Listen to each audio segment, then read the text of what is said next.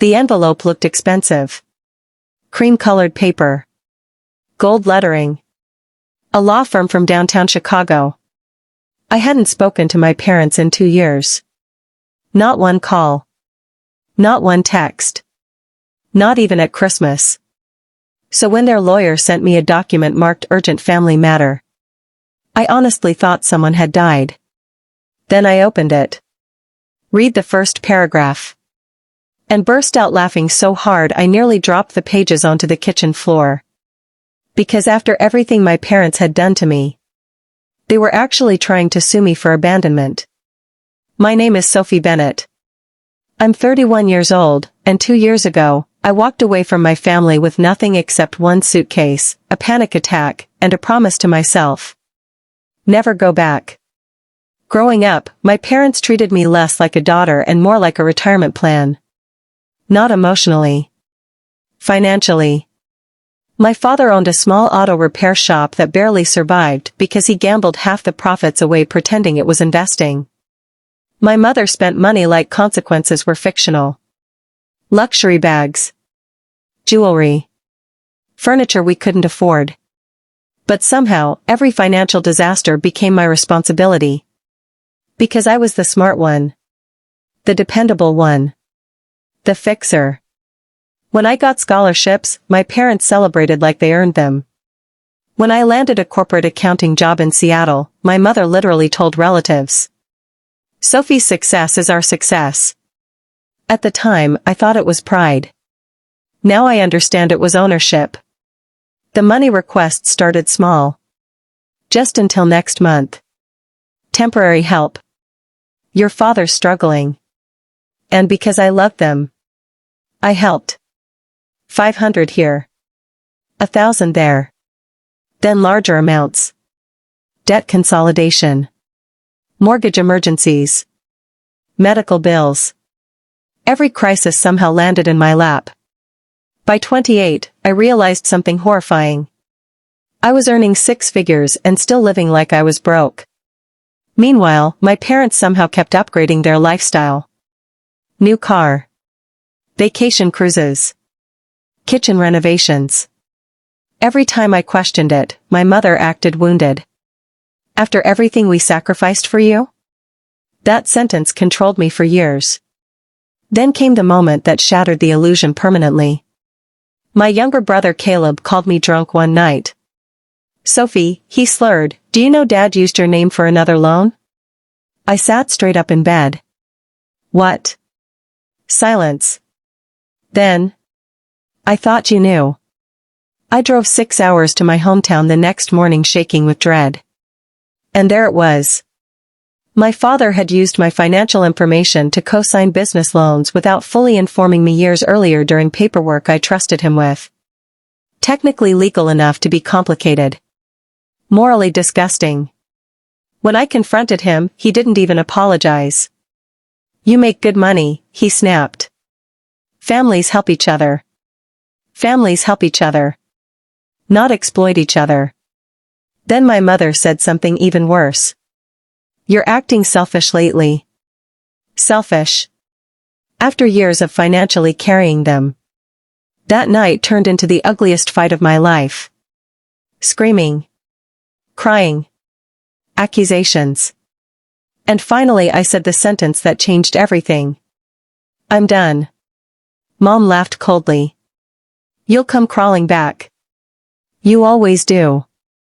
But this time, I didn't. I changed numbers. Moved apartments. Blocked everyone. Even Caleb. Not because I hated him. Because I needed silence. Real silence. And honestly, the first few months felt terrifying. Then peaceful. Then healing. For the first time in my life, I bought things without guilt. Slept without checking my phone for emergencies. Lived like my paycheck belonged to me. Therapy helped me understand something painful. My parents didn't raise me to become independent. They raised me to become useful. Then 2 years passed. No contact. Nothing. Until the envelope arrived. I sat at my kitchen counter staring at the legal letterhead feeling sick. Part of me genuinely feared some horrible tragedy happened. Then I started reading. Apparently, my parents claimed I had emotionally and financially abandoned dependent family members after years of established support. I blinked. Read it again. Then laughed uncontrollably. Not happy laughter. The kind that comes when something becomes so absurd your brain short-circuits. Dependent family members? My parents were in their late 50s. Healthy. Capable. And the document actually suggested I owed continued financial support because I had created reliance through sustained monetary assistance. I laughed so hard tears rolled down my face. Because somehow, even after 2 years apart, they still believed my life belonged to them. Then came twist number 1. At the bottom of the packet was a handwritten note from my mother. Not typed. Handwritten. Sophie, this is your last chance to do the right thing before things become public. Public. That word changed the entire feeling instantly. Because suddenly I realized this wasn't about money alone. It was about control. Humiliation. Punishment for leaving. Then I noticed something else. Attached financial records. Supposed proof of hardship. And that's when the laughter stopped. Because the numbers didn't make sense. My parents claimed near bankruptcy. Yet listed luxury expenditures hidden between categories. Boat storage fees. Resort memberships. Designer retail charges. I stared at the pages stunned. They weren't desperate. They were drowning in performative wealth again. And apparently expected me to rescue them once more. Except this time. Through legal intimidation. I contacted the attorney immediately. Not emotional. Calm. Professional. The lawyer sounded exhausted before I even finished introducing myself. That caught my attention immediately. Then came twist number 2. The lawyer quietly admitted my parents hadn't told him the full story. At all. Apparently, they portrayed me as a cruel daughter who suddenly abandoned financially vulnerable parents after promising lifetime support. But after reviewing deeper records, he discovered something interesting. Most of my financial transfers over the years went toward paying debts connected to gambling losses and luxury spending. Not survival. And the best part? My parents accidentally provided years of bank statements trying to prove dependency. Those same statements exposed everything.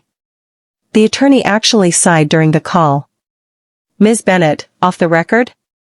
I strongly advised your parents not to pursue this. I nearly laughed again. Then why send it? Long silence.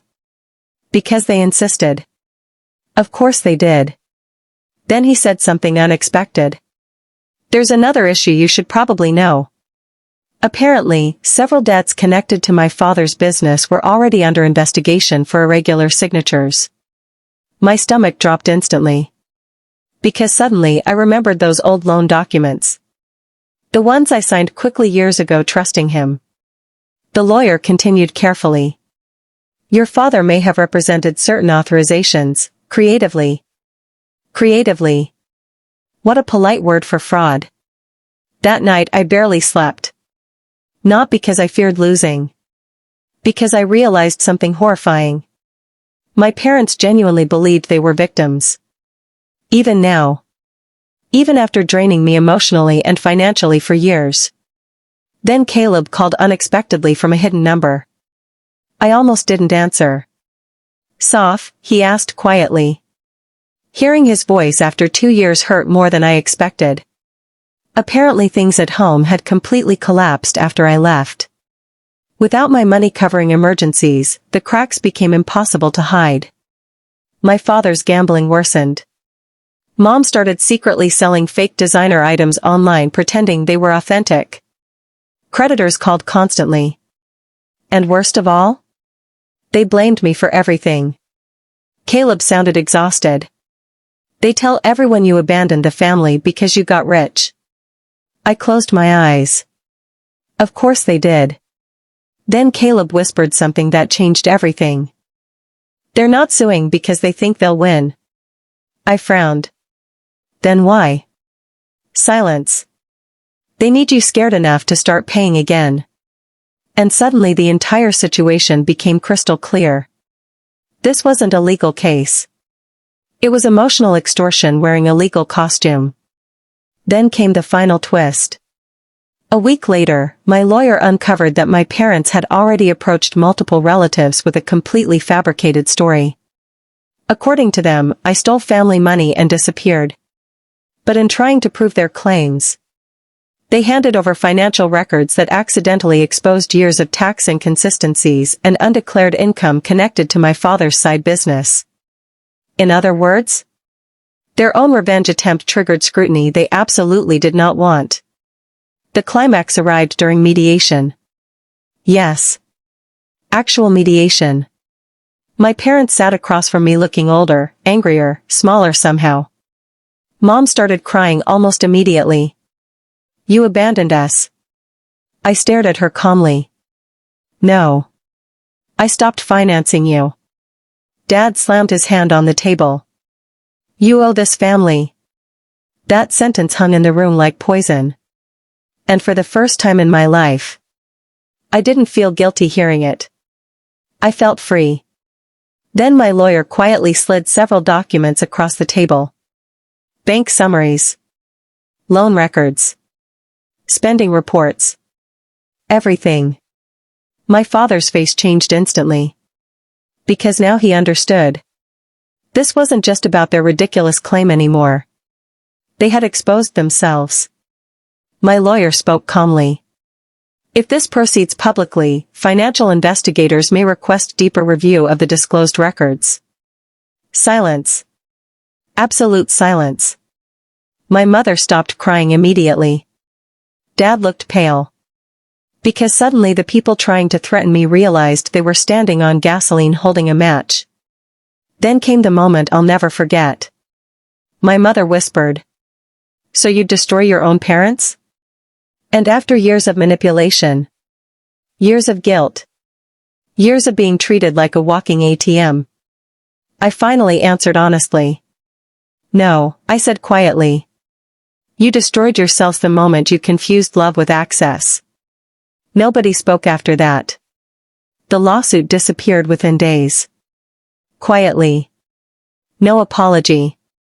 No accountability. Just silence again. But this time it felt different. Not lonely. Earned. A few months later, Caleb visited me in Seattle. First family member I'd willingly seen in years. Over coffee he admitted something painful. You leaving forced me to realize none of this was normal. That sentence healed something inside me. Because toxic families survive through normalization. One person finally refusing to play along changes everything. Today, I still keep the original legal document in a drawer. Not as trauma. As proof. Proof that some people will call boundaries betrayal when they benefited from your lack of them. And honestly? Sometimes I still reread the first paragraph and laugh. Because after stealing my peace for years, my parents genuinely thought a lawyer could invoice me for finally taking it back.